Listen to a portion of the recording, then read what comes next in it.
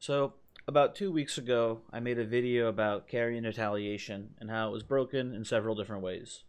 If you didn't watch that video, just to recap it quickly, Carian Retaliation is both a spell and an Ash of War that allows you to parry spells.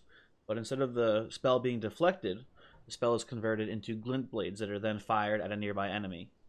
The Ash of War version was buffed recently due to a shield buff that was in a recent balance patch, giving it an absurd amount of damage, more than enough to kill a player in a single hit. It can also be activated by your own spells, debatable whether or not that's an intended feature or not, and in PvP, the swords are invisible to other players. Something that I should have clarified in my last video is that, in my opinion, Carian Retaliation is really only scummy to use in a PvP setting. I don't care what you do in PvE. You do what you want. Like, it's your game. Have fun with it how you want to have fun with it.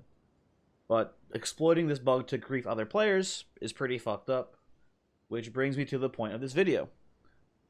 Carian Retaliation is a death sentence in PvP if you don't understand what it is and how to play against it.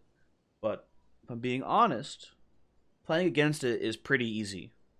There's a couple of pretty simple counterplay options that you have, and we'll go over those right now. So the easiest and most reliable way to beat someone using Carian Retaliation is to sidestep the blades. They don't really have very good tracking, and as long as you're moving left or right as the spell is cast, you're going to dodge it pretty easily. If they've preemptively set up the Carian Retaliation blades, just move sideways as they approach you until you know that the swords have already been cast, then you can just fight them as you would normally. Up next, we have blocking Carian Retaliation with a shield.